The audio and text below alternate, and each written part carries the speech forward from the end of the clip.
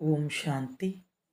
இன்று அறிவோமா ஆன்மீகம் பகுதியில் கோபத்தை வெல்வது வெற்றிக்கான 5 சாவிகள் என்கிற தலைப்பில் பாகம் ஒன்றை பார்க்கலாம்.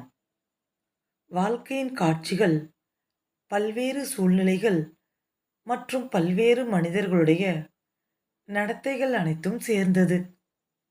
அவை நம்முடைய தனிப்பட்ட ஆசைக்கு ஏற்றாற் போல இருக்காது.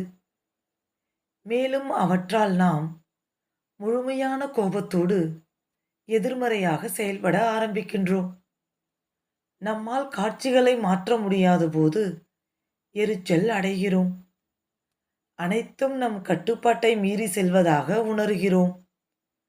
அப்படிப்பட்ட நேரத்தில் தனக்குத்தானே நினைவுபடுத்திக் கொள்ளுங்கள், வாழ்க்கையில் எப்போதும் ஒவ்வொரு விஷயமும் நம் இஷ்டப்படி நமது வழியில் நடைபெறாது.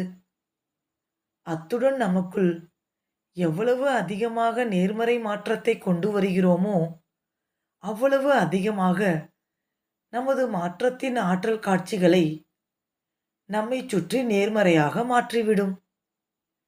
எனவே ஒரு குறிப்பிட்ட மனிதரிடம் ஒரு குறிப்பிட்ட பண்பு அல்லது ஒரு குறிப்பிட்ட சூழ்நிலை இன்னும் அதிகமாக நேர்மறையாக இருக்க வேண்டும் என்று விரும்புவதற்கு பதிலாக அந்த குணத்தை தனக்குள்ளே நிறைத்துக் கொள்ளுங்கள். அல்லது அந்த நேர்மறையை உங்களுடைய சூழ்நிலையில் பரப்புங்கள். இந்த முறையில் நீங்கள் ஏற்றுக்கொள்வீர்கள், ஆனால் எதிர்பார்க்க மாட்டீர்கள். ஏனென்றால் எதிர்பார்ப்புகள்தான் கோபம் நிறைந்த உணர்வுகளுக்கு விதையாகும். ஓம் சாந்தி.